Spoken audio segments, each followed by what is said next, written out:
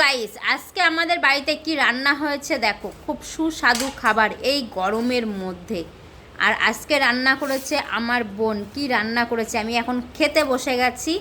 সকালের কি দিয়ে ভাত খাচ্ছি সেটা দেখো। সকালের খাবার কি আছে এই দেখো, ভাত নিয়ে নিয়েছি। থালাটা দেখো কত বড় একটা থালা।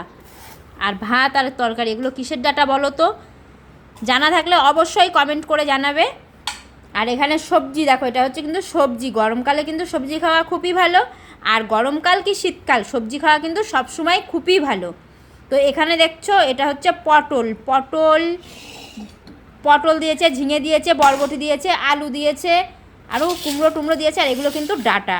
এই ডাটার নামটা কেউ কিন্তু কমেন্ট করতে ভুল করো না, ঝটপট করে জানিয়ে দিও। আর আমি অবশ্যই লিখে বলে দেবো যে এটা কিসের ডাটা আছে।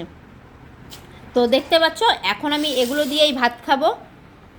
আর তোমরা সকালবেলা কী দিয়ে ভাত খাচ্ছ সেটাও একটু জানিও আমাকে। আর ডাটার তরকারিটা তোমরা দেখে নিশ্চয়ই বুঝতে পারছো, এর মধ্যে কিন্তু শুধু তেল আর কিছুই নেই আজকে। আর আমার বোন তেল খেতে খুব ভালোবাসে, সেই কারণে কিন্তু এক গুচ্ছের তেল দিয়ে রান্না করে, যেটা খাওয়া শরীরের পক্ষে খুবই খারাপ। তো আমার বোন বারবার বললে পারো শোনে না, ওটা দিয়েই বেশি করে করে। আর এটা দিয়ে আজকে খেয়ে দেখি তরকারিটা কেমন হয়েছে, গুচ্ছের তেল দিয়ে রান্না করা তরকারি।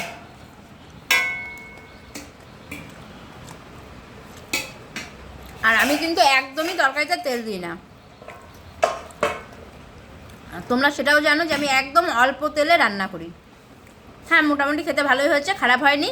কিন্তু তেল যত কম খাবে সুস্থ তত ভালো থাকবে। আর সুস্থ থাকার জন্য তেল মশলা সবসময় কম খেতে হয়। ভিডিওটি ভালো লাগলে বেশি বেশি করে লাইক কমেন্ট শেয়ার করে দিও। আর বেশি বেশি করে সবাই শাক সবজি খাও।